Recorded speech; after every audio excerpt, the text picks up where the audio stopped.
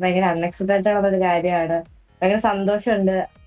After അത് കഴിഞ്ഞിട്ട് എന്റെ ലൈഫ് ഞാൻ സാധാരണ രീതിയിൽ പോയിക്കൊണ്ടിരുന്ന എന്റെ ലൈഫ് ഭയങ്കരമായിട്ട് മാറി. പഠിക്കുമ്പോഴാണ് ഇവിടെ കൊച്ചിയിലേക്ക് വന്നത്.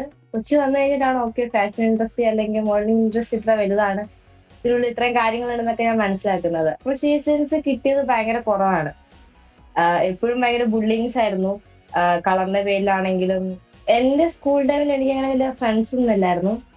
ഞാൻ ഇതിലും മെലിഞ്ഞിട്ട് പലതിൽ കമ്പിയൊക്കെ ആയിട്ട് എന്തോ എനിക്കറിയില്ല, ഞാൻ എല്ലാവരിൽ നിന്നും ഭയങ്കര മാറി നിന്നൊരു സമയമായിരുന്നു. ഇപ്പോഴും ഒറ്റയ്ക്കായിരുന്നു. ഭയങ്കര ബുദ്ധിമുട്ടായിരുന്നു. ഒരു ഫസ്റ്റ് ഇയർ ഫുള്ള് ഞാൻ പ്ലസ് വൺ ഫുള്ള് എന്റെ അമ്മ അടുത്തൊന്ന് കരയായിരുന്നു. അമ്മ എനിക്ക് അവിടെ ഇഷ്ടമാണല്ലോ, എനിക്ക് പോകണ്ട, സ്ലീവ്ലെസ് ഇടാനോ അങ്ങനത്തെ ഡ്രസ്സസ് ഇടാനോ സമ്മതിക്കില്ലായിരുന്നു ആദ്യമൊക്കെ.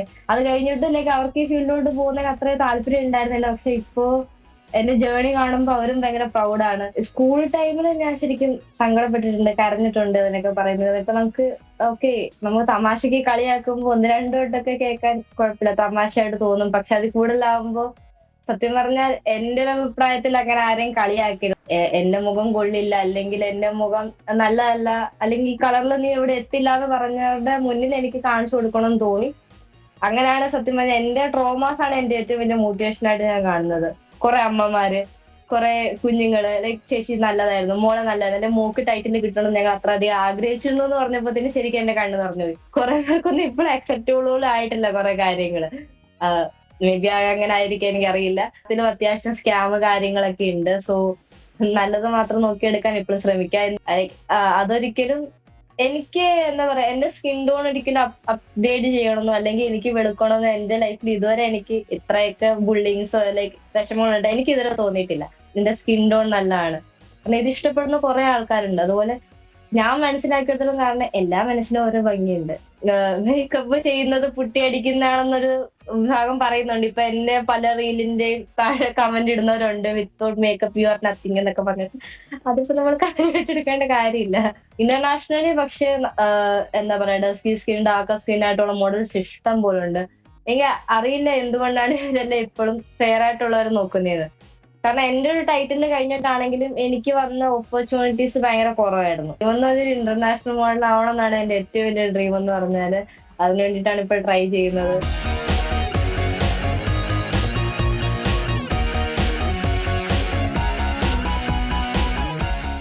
എപ്പോഴെങ്കിലും ബാഹ്യ സൗന്ദര്യത്തെക്കുറിച്ച് ആശങ്കയുണ്ടായിട്ടുണ്ടോ? നിറത്തിൻ്റെ പേരിൽ നിങ്ങൾ കളിയാക്കൽ കേട്ടിട്ടുണ്ടോ? എന്നാൽ ഈ കളിയാക്കലിനെല്ലാം മറുപടി കൊടുത്ത ഒരു ചെങ്ങന്നൂരുകാരിയുണ്ട്. ഈ വർഷത്തെ മിസ് സൗത്ത് ഇന്ത്യ ഫാഷൻ ഐക്കണായി വിജയിച്ചാണ് ഗായത്രി മറുപടി നൽകിയത്. ഈ ഗായത്രിയാണ് ഇന്ന് എന്നോടൊപ്പം ഉള്ളത്. നമസ്കാരം ഗായത്രി. നമസ്കാരം. Gayathri miss south India fashion ഐക്കണായി വിജയിച്ചിരിക്കുകയാണ്. എന്താണ് ഇപ്പോഴത്തെ ഒരു ഫീലൊക്കെ, എന്താണ് തോന്നുന്നത്? സത്യം പറഞ്ഞാൽ ഞാൻ ഒട്ടും പ്രതീക്ഷിച്ചിരുന്നില്ല. ഭയങ്കര അൺഎക്സ്പെക്ടഡ് ആയിട്ടുള്ള ഒരു കാര്യമാണ്. ഭയങ്കര സന്തോഷമുണ്ട്. ആഫ്റ്റർ അത് കഴിഞ്ഞിട്ട് എന്റെ ലൈഫ് ഞാൻ സാധാരണ രീതിയിൽ പോയിക്കൊണ്ടിരുന്ന എന്റെ ലൈഫ് ഭയങ്കരമായിട്ട് മാറി. ഭയങ്കര സന്തോഷത്തിലാണ് ഇപ്പൊ. ഗായത്രി പ്രൊഫഷണൽ വൈസ് ഒരു എഞ്ചിനീയർ ആണ്. എങ്ങനെയാണ് അതിൽ നിന്ന് ഒരുപാട് വ്യത്യാസമുള്ളൊരു മേഖലയാണ്, എങ്ങനെയാണ് ഈ മോഡലിംഗ് മേഖലയിലേക്ക് എത്തിയത്?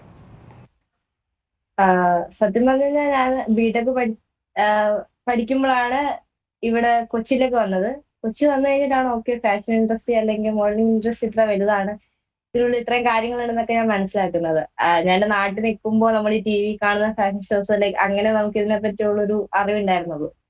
ഇവിടെ വന്ന ആദ്യമൊന്നും അത്ര വലിയ ഞാൻ ഇതിലേക്ക് വരണം ഭയങ്കര ഡെഡിക്കേറ്റഡ് ആയിട്ടൊന്നും ഉണ്ടായില്ല. കോളേജിൽ പഠിക്കുമ്പോൾ എനിക്ക് സ്റ്റൈലിങ്ങും വെയറിങ്ങും ഭയങ്കര താല്പര്യമായിരുന്നു. എനിക്ക് എന്റേതായ സ്റ്റൈൽസ് ക്രിയേറ്റ് ചെയ്യാൻ ഭയങ്കര ഇഷ്ടമായിരുന്നു.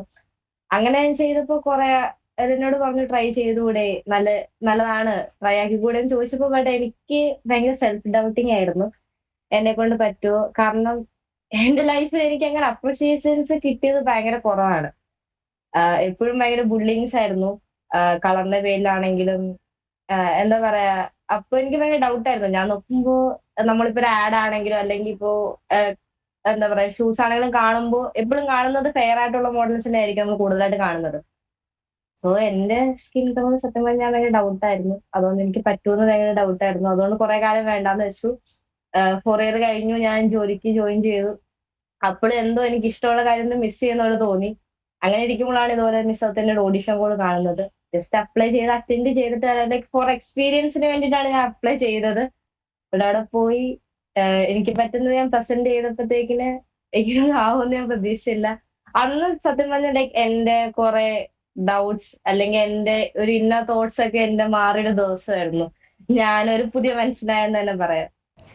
ഈ സ്കൂൾ സമയം എന്നൊക്കെ പറഞ്ഞു കഴിഞ്ഞാൽ നമ്മൾ ഈ പാഠപുസ്തകത്തിന് അപ്പുറമുള്ള ഒരുപാട് കാര്യങ്ങൾ പഠിക്കുന്നത്, മനസ്സിലാക്കുന്നത്, അതേപോലെ തന്നെ ഈ ട്രോമയുടെ ഒക്കെ തന്നെ ഒരു ബേസൊക്കെ ആവുന്ന ഒരു സ്ഥലം തന്നെയാണ്. ഒരുപാട് ടീച്ചേഴ്സിൻ്റെ ഒക്കെ ഭാഗത്തു നിന്നൊക്കെ ആയിക്കോട്ടെ, പ്രത്യേകിച്ച് നമുക്കൊരു ഫാഷനബിൾ ആയിട്ടൊക്കെ ഡ്രസ്സ് ചെയ്യുക, അല്ലെങ്കിൽ അതിൻ്റെയൊക്കെ തന്നെ എന്തെങ്കിലുമൊക്കെ ഒരു ചുവ നമ്മുടെ കയ്യിൽ ഉണ്ടെന്ന് അറിയുമ്പം അതിനെ തളർത്താനുള്ളതും കെടുത്താനുള്ള ശ്രമങ്ങളൊക്കെ പലപ്പോഴും സ്കൂൾ തലത്തിൽ ഉണ്ടാകാറുണ്ട്. അപ്പം ഗായത്രി എങ്ങനെയാണ് ആ സ്കൂൾ സമയത്തെയൊക്കെ ഓർത്തെടുക്കുന്നത്?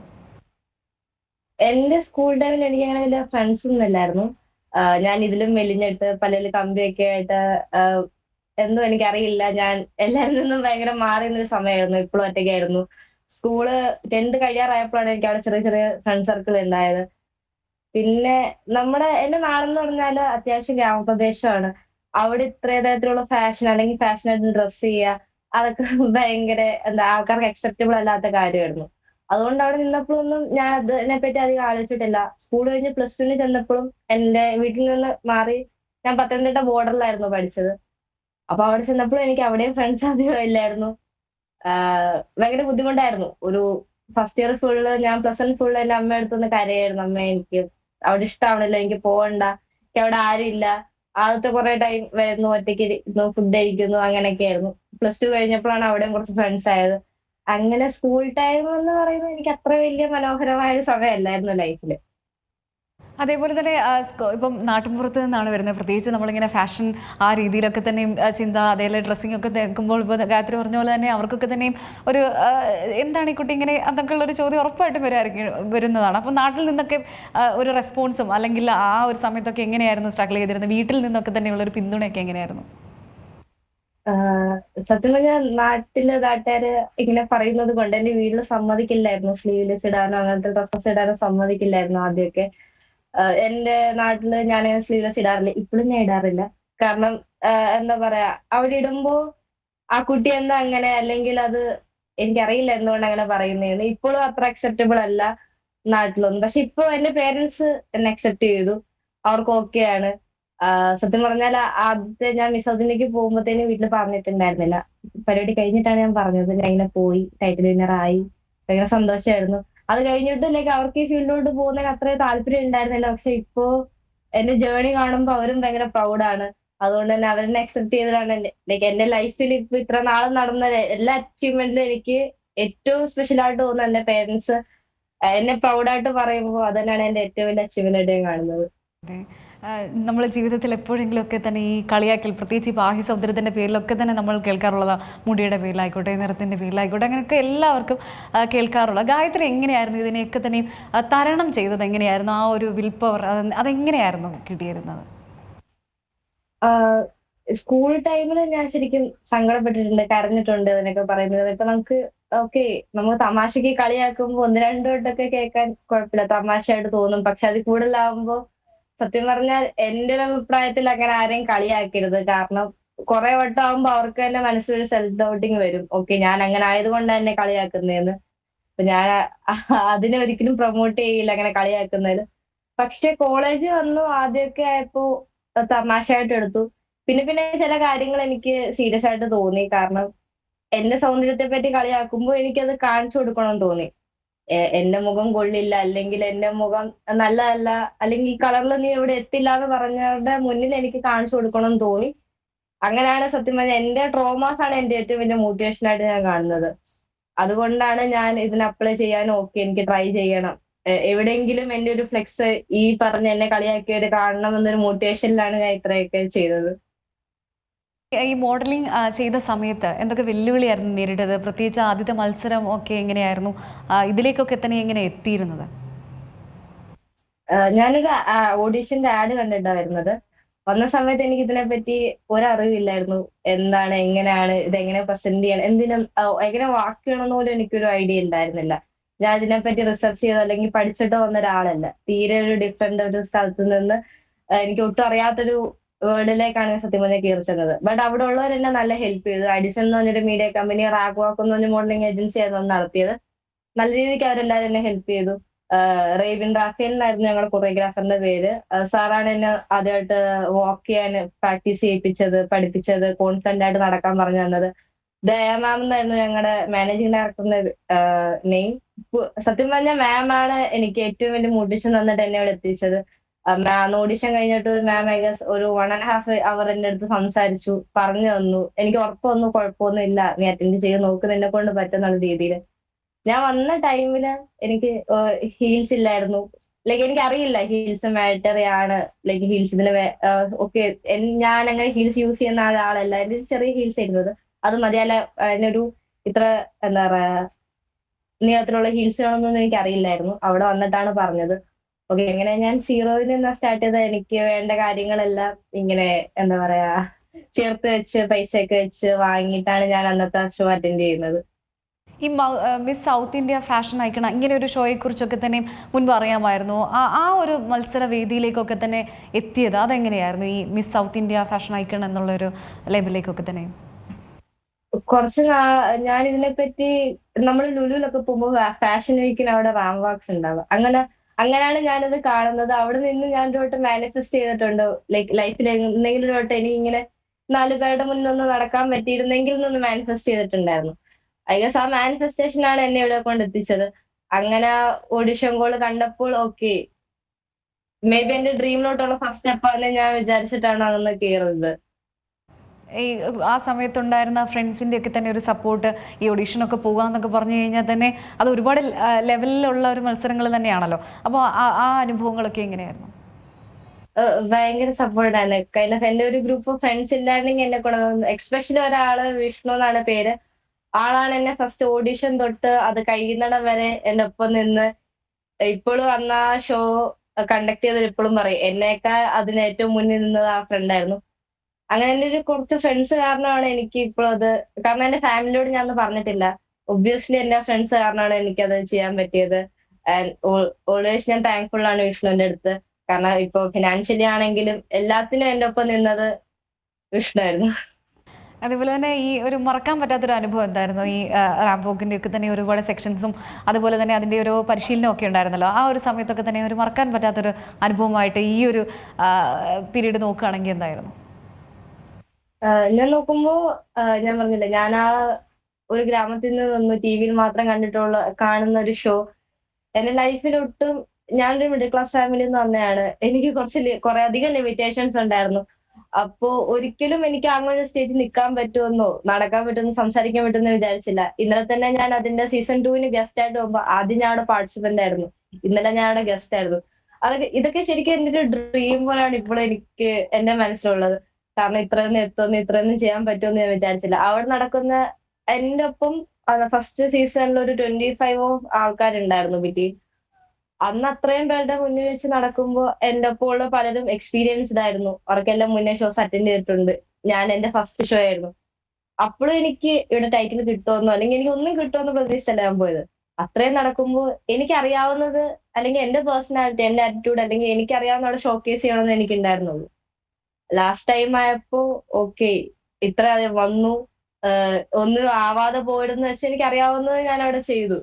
ഇവിടെ അപ്പോൾ ചെയ്തപ്പോഴും അത് കഴിഞ്ഞിട്ട് എനിക്ക് ഏറ്റവും എന്താ പറയാ ടൈറ്റിലിനേക്കാളും ഏറ്റവും എനിക്ക് മെമ്മറബിൾ ആയിട്ട് നിൽക്കുന്ന കാര്യം എന്ന് പറഞ്ഞാൽ അത് കഴിഞ്ഞിട്ട് കുറെ അധികം പേര്, ഞാൻ ആരാന്ന് പോലും അറിയാത്ത കുറെ അധികം പേരോട് സംസാരിച്ചു. കുറെ അമ്മമാര്, കുറെ കുഞ്ഞുങ്ങള്, ലൈക് ചേച്ചി നല്ലതായിരുന്നു, മോളെ നല്ലതായിരുന്നു, എന്റെ മോക്ക് ടൈറ്റിൽ കിട്ടണം ഞങ്ങൾ അത്ര അധികം ആഗ്രഹിച്ചിരുന്നു എന്ന് പറഞ്ഞപ്പോഴത്തേന് ശരിക്കും എന്റെ കണ്ണ് നിറഞ്ഞു പോയി. ലൈക് ടൈറ്റിലിനേക്കാളും എനിക്ക് അന്ന് അത്രയും സന്തോഷം ഉണ്ടായ ഒരു മൊമെന്റ് ആയിരുന്നു. കാരണം ഞാൻ ചെയ്തത് കണ്ടിട്ട് നല്ലതായിരുന്നു, നീ അവിടുന്ന് ജഡ്ജസ് കുറെ പേര് അവിടെ നടന്നു വന്നപ്പോൾ ആറ്റിറ്റ്യൂഡ് കണ്ടപ്പോൾ ഇഷ്ടമായിരുന്നു, ഇതൊരിക്കലും നിർത്തരുത്, നിനക്ക് ഇതിലൊരു ഭാവി ഉണ്ടെന്ന് ഉറപ്പിച്ച് പറഞ്ഞപ്പോ എനിക്കതാണ് ഏറ്റവും സ്പെഷ്യൽ ആയിട്ട് തോന്നിയത്. ഇത് എത്ര ലെവലിലായിരുന്നു ഈ മത്സരം? എങ്ങനെയൊക്കെയായിരുന്നു? ഏതൊക്കെ കടമ്പകൾ കടന്നായിരുന്നു ആ ടൈറ്റിലേക്ക് എത്തിയത്? നമുക്ക് 2 ഗ്രൂമിംഗ് സെക്ഷൻ ഉണ്ടായിരുന്നു. അത് കഴിഞ്ഞ് ഒരു ഗ്രൂപ്പ് വാക്ക്, സിംഗിൾ വാക്ക്, പിന്നെ സെൽഫ് ഇൻട്രോ ഉണ്ടായിരുന്നു. ഇത്രയും സെഷൻസ് ആയിരുന്നു നമുക്ക് ഉണ്ടായിരുന്നത്. സെൽഫ് ഇൻട്രോ ഒക്കെ എനിക്ക് സ്റ്റേജ് ഫിയർ ഉള്ള ഒരാളായിരുന്നു. സെൽഫ് ഇൻട്രോ ഒക്കെ നടത്തിയപ്പോ ഞാൻ വിചാരിച്ചു ഞാൻ തെറ്റിക്കുമായിരിക്കും, അല്ല എന്നെ കൊണ്ട് പറയാൻ പറ്റില്ല എന്ന് പറഞ്ഞു. ഞാൻ മലയാളത്തില് ആണ് സംസാരിച്ചത്. എനിക്കറിയാവുന്ന കാര്യം ഞാൻ കോൺഫിഡന്റ് ആയിട്ട് സംസാരിച്ചപ്പോ ജഡ്ജസ് അടക്കം എല്ലാവരും കൈയടിക്കുന്ന കണ്ടപ്പോ ഭയങ്കര സന്തോഷമായിരുന്നു. ശരി. അതേപോലെ തന്നെ മിസ് സൗത്ത് ഇന്ത്യ ഫാഷൻ ഐക്കണായ ശേഷം ഈ കളിയാക്കിയവരെയും പരിഹസിച്ചവരെയും ഒക്കെ നേരിട്ട് കണ്ടായിരുന്നു. എന്തായിരുന്നു അവരുടെയൊക്കെ ഒരു പ്രതികരണമൊക്കെ? എല്ലാരും എന്താ പറയാ, ഇപ്പൊ എല്ലാവർക്കും ഭയങ്കര പ്രൗഡാണ്. എല്ലാരും നന്നായിട്ടുണ്ട്, കൊള്ളാം. പക്ഷെ എന്നാലും കുറെ പേർക്ക് എന്താ പറയാ, ഇപ്പൊ എനിക്ക് അറിയാവുന്നതില് ഒരു കുറച്ച് ആൾക്കാരെ എന്നെ ഇപ്പോൾ അപ്രിഷിയേറ്റ് പോലും ചെയ്തിട്ടുള്ളൂ. കുറെ പേർക്കൊന്നും ഇപ്പോഴും അക്സെപ്റ്റബിൾ പോലും ആയിട്ടില്ല കുറെ കാര്യങ്ങള്. മേ ബി അങ്ങനെ ആയിരിക്കും, എനിക്കറിയില്ല. ഇപ്പൊ എന്താ പറയാ, എന്റെ കൂടെ പഠിച്ചവരാണെങ്കിൽ വിരലിലെണ്ണാവുന്ന കൺഗ്രാറ്റ്സ് പോലും എനിക്ക് പേഴ്സണലി പറഞ്ഞിട്ടുണ്ടായിരുന്നുള്ളൂ. വീട്ടിലെ അമ്മയും അച്ഛനും ഒക്കെ അവരുടെ ഒരു എങ്ങനെയായിരുന്നു അവരുടെ ആ ഒരു റെസ്പോൺസ് കണ്ടപ്പം? ഗായത്രി ഭയങ്കര സന്തോഷമായി കാണുമായിരിക്കുമല്ലോ അല്ലേ, അവരുടെ ഒരു അഭിമാനമായി? അച്ഛനാദ്യം കളിയാക്കി. അച്ഛന്റെ അടുത്തത് അങ്ങനെ വരുള്ളൂ എന്ന് എനിക്കറിയാം. ആദ്യം കളിയാക്കി, എന്നിട്ട് ചോദിച്ചു എന്താ പറയാൻ, ഞാൻ ചോദിച്ചു. അവന് പേടിയായിരുന്നു, വിടില്ലാന്ന് വിചാരിച്ചാ പറയാഞ്ഞത്. എന്നിട്ടും അത്ര ഇതുണ്ടായിരുന്നില്ല. ഈ അടുത്ത് എനിക്ക് BBC തമിഴിൽ നിന്ന് എന്റെ ഇന്റർവ്യൂ എടുക്കാൻ എന്റെ വീട്ടിൽ വന്നു. അന്ന് വന്നപ്പോ കാരണം ഇതുവരെ ഒരു ക്യാമറയുടെ മുന്നിൽ പോലും ഇരിക്കാത്ത എന്റെ അച്ഛനും അമ്മയും അതിന്റെ ഫ്രണ്ടിലിരുന്ന് എന്നെപ്പറ്റി അഭിമാനത്തോടെ പറഞ്ഞപ്പോ ശരിക്കും പറഞ്ഞാൽ എനിക്ക് എന്റെ കണ്ണ് നിറഞ്ഞു സന്തോഷം കൊണ്ടിട്ട്. കാരണം എന്റെ ലൈഫിൽ എന്റെ ഏറ്റവും വലിയ അച്ചീവ്മെന്റ് ആയിട്ട് ഞാൻ കാണുന്നുണ്ട്. അപ്പൊ അത് കഴിഞ്ഞപ്പോ അച്ഛൻ പറഞ്ഞു, ആ ഇന്റർവ്യൂവിൽ അച്ഛൻ പറഞ്ഞു, എനിക്ക് സന്തോഷമുണ്ട്, ആദ്യം ഞാൻ സമ്മതിച്ചില്ലായിരുന്നു, പക്ഷെ ഇപ്പൊ എനിക്ക് സന്തോഷമുണ്ട്. എന്റെ നാട്ടില് പുറത്തുനിന്ന് ഒരു ഇന്റർവ്യൂ എടുക്കാൻ ഭയങ്കര സാധ്യമായിട്ടാണ് അവിടെ ആൾക്കാർ വരുന്നത്. അതെല്ലാം കണ്ടപ്പോ അവർക്ക് ഭയങ്കര സന്തോഷം. അതുപോലെ തന്നെ പലർക്കും ഉണ്ടാകുന്ന ഒരു സംശയമാണ്, അത് ഈ ഫാഷൻ ഷോസിലൊക്കെ തന്നെ ഇതിൽ വിന്നറായി കഴിഞ്ഞു കഴിഞ്ഞാൽ എന്താണ് ലഭിക്കുന്നത്? അത് കുറച്ച് ആളുകൾക്കൊന്നും അറിയത്തില്ല, ഈ ബ്രാൻഡുകൾ അല്ലെങ്കിൽ അവർ സമീപിക്കുന്ന കാര്യങ്ങൾ, പിന്നീട് ലഭിക്കുന്ന ഓപ്പർച്യൂണിറ്റീസ്, അതിനെക്കുറിച്ച് അറിയില്ല. ഗായത്രിക്ക് ഈ കാര്യങ്ങളൊക്കെ ഒന്ന് വിശദീകരിക്കാം, എന്തൊക്കെയാണ് ഇതിന് ശേഷം സംഭവിക്കുന്നത്? ഇപ്പൊ ഞാൻ എന്റെ എക്സ്പീരിയൻസ് വെച്ച് പറയാൻ, എനിക്ക് ഇൻഡെപ്തായിട്ട് അത്ര അറിവില്ല. ഇപ്പൊ എന്താ പറയാ, ഇപ്പൊ നമ്മളൊരു ഷോ അറ്റൻഡ് ചെയ്ത് കഴിയുമ്പോഴത്തേനും പലർക്കും പല എക്സ്പെക്ടേഷൻസ് ആയിരിക്കും. ഇപ്പൊ എന്താ പറയാ, ഒന്നെങ്കിൽ ടൈറ്റിൽ അടിച്ചാൽ മാത്രമേ ഇപ്പൊ ഓപ്പർച്യൂണിറ്റി കിട്ടൂന്ന് കുറച്ച് പേര് വിചാരിക്കുന്നുണ്ട്. അങ്ങനെയല്ല. ഇപ്പൊ നമ്മളൊരു കോമ്പറ്റീഷൻ നടത്തുമ്പോൾ അവിടെ കുറെ ഫോട്ടോഗ്രാഫേഴ്സ് വരും, ഇപ്പൊ ബ്രാൻഡ്സ് വരും, അല്ലെങ്കിൽ കമ്പനീസ് വരും. ഇപ്പൊ നമ്മുടെ ഫേസ് അവർക്ക് ഇപ്പൊ അവരുടെ കമ്പനി അല്ലെങ്കിൽ ഇപ്പൊ അവരുടെ ക്ലോത്തിങ് ബ്രാൻഡ് ആവാം, അല്ലെങ്കിൽ ഇപ്പൊ എന്തെങ്കിലും കമ്പനീസ് ആവാം, അവർക്ക് നമ്മുടെ ഫേസ് ഇഷ്ടം, അല്ലെങ്കിൽ അവരുടെ ഇപ്പൊ ഒരു പ്രൊഡക്റ്റോ അല്ലെങ്കിൽ അവരുടെ കമ്പനി ഷോക്കേസ് ചെയ്യാൻ നമ്മൾ അവർക്ക് ഇഷ്ടപ്പെടുവാണെങ്കിൽ ഒബ്വിയസ്ലി അവർ നമ്മുടെ അടുത്ത് വന്ന് പേഴ്സണലി സംസാരിക്കും. ഞങ്ങൾക്ക് ഇങ്ങനെ ഒരു എൻക്വയറി ഉണ്ട്, ചെയ്യാൻ താല്പര്യം ഉണ്ടെന്നുള്ള രീതിയിൽ. പിന്നെ സിനിമാസ് വരും, ഇതുപോലെ ഡിസൈനർ ഷോസ് വരും, കോമ്പറ്റീഷൻ വരും, ഇങ്ങനെ കുറെ അധികം ഓപ്പർച്യൂണിറ്റീസ് ഉണ്ട്. എനിക്ക് പേഴ്സണലി കുറെ ഫോട്ടോഗ്രാഫേഴ്സ് വന്നായിരുന്നു. ഈ അടുത്ത് 2 സിനിമയുടെ കാര്യങ്ങൾ സംസാരിച്ചു. അങ്ങനെ എന്താ പറയാ, പലർക്കും പലതായിരിക്കും. ഇപ്പൊ എനിക്ക് പറയാനുള്ളതെന്ന് വെച്ചാല്, ഇപ്പോ നമുക്കിപ്പോ എല്ലാം ചെയ്യാൻ പറ്റിയെന്ന് വരില്ല. ഇപ്പൊ ഓരോരുത്തർക്കും ഫോക്കസ് ചെയ്യാൻ പറ്റിയ ഓരോ ഏരിയാസ് ഉണ്ടാവും. ഞാൻ എന്റെ ടൈറ്റിൽ കഴിഞ്ഞിട്ട് ഞാനൊരു മോഡലിംഗിന്റെ ക്ലാസ് അറ്റൻഡ് ചെയ്തിരുന്നു.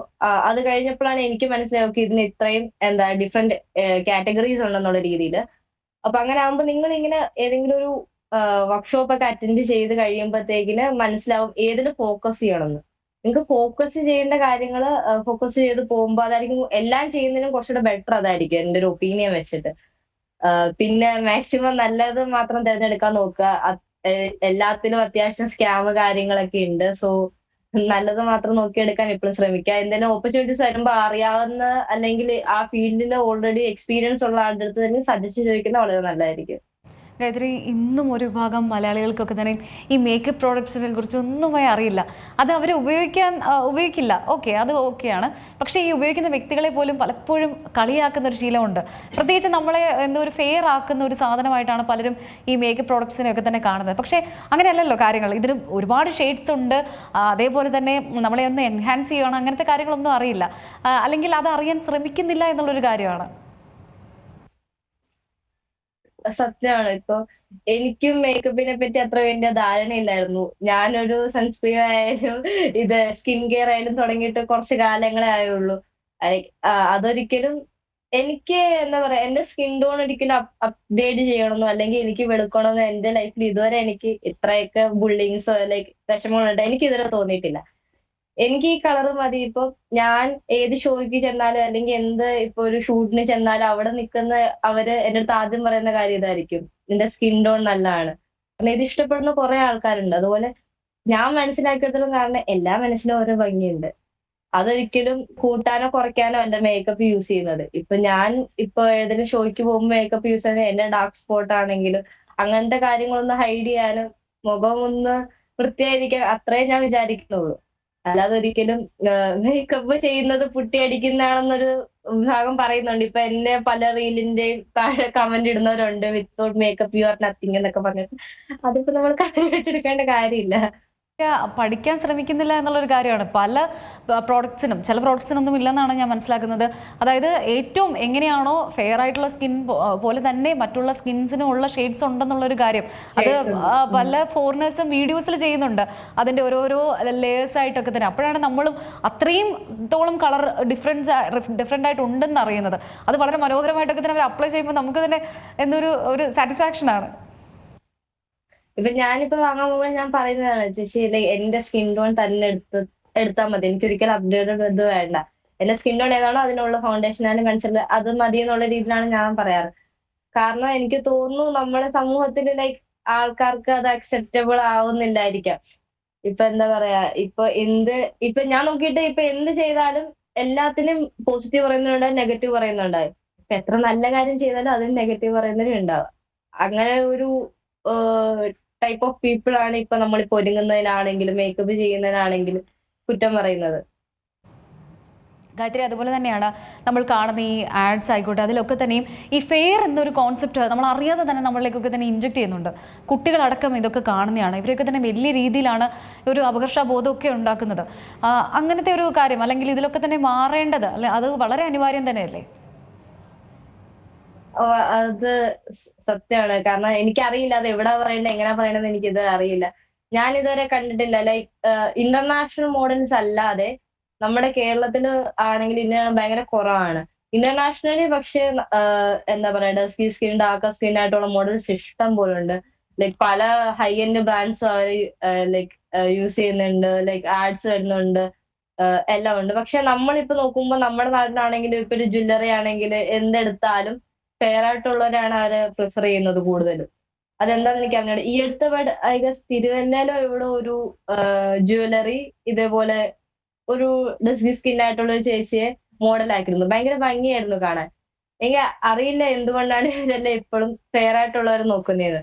കാരണം എന്റെ ഒരു ടൈറ്റിൽ കഴിഞ്ഞിട്ടാണെങ്കിലും എനിക്ക് വന്ന ഓപ്പർച്യൂണിറ്റീസ് ഭയങ്കര കുറവായിരുന്നു.